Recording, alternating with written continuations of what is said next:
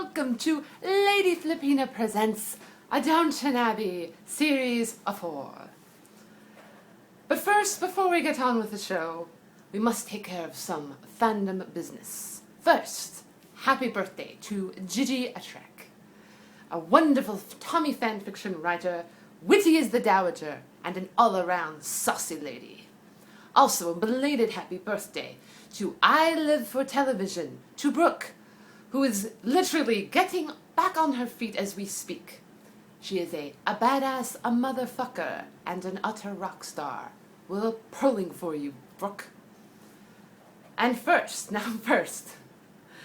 best villain of the week for Downton Abbey Series 4, Episode 1.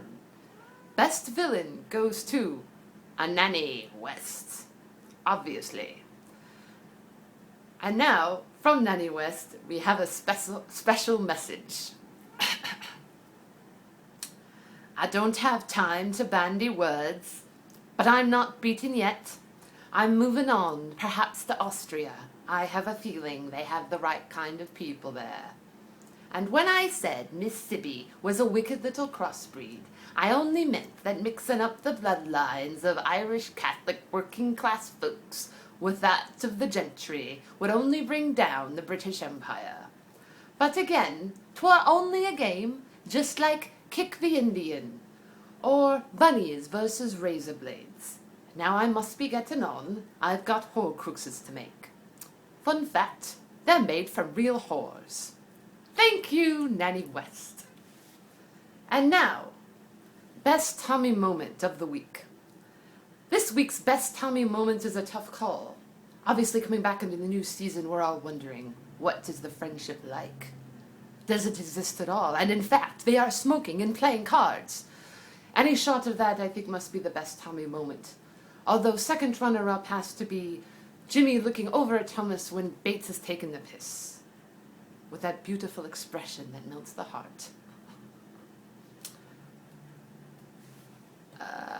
And now we have another special message. This message is from Sprat, butler to Lady Shackleton. Thank you, Mr. Sprat. Let's go. Take it, Mr. Sprat.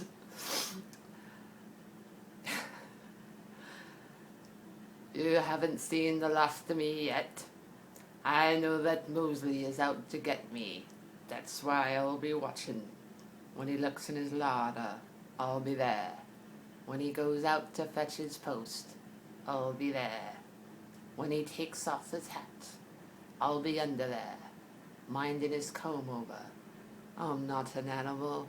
A man's hair mustn't be toyed with. But I'll get you, Mosley, if it's the last thing I ever do. Thank you, Sprat. And now, best Thomas Barrow moment of the week. In my opinion, it has to go to Thomas saying simply to Nanny West, because I didn't feel like it, which is as Thomasy a thing to say as I can bear to think of. And now the best Jimmy Kent moment of the week must be, is it likely, in reference to whether or not he sent Ivy the card. Yet again, Jimmy says something without really saying anything at all. Oh, Jimmy, your enigmaticness, that's not a word, will be the death of us all. Enigmatic nature, perhaps. Oh, and now we have a message from Mr. Grigg, who would like to sing us a song. Take it, Mr. Grigg. Yes, I thought I'd sing you all a song from back in me old cheerful Charlie days. By the light of the silvery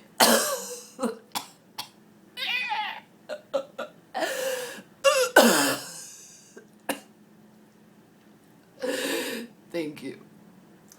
Thank you, Mr. Grigg. And now, my feels, the best tearjerker moment of the week.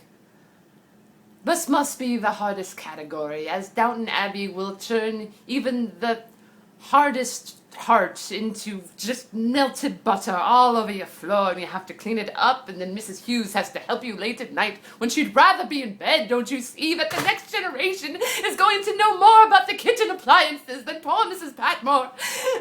Anyhow, best tearjerker moment of the week must, of course, be Mary and Carson saying to Mary, "You are strong enough for the task."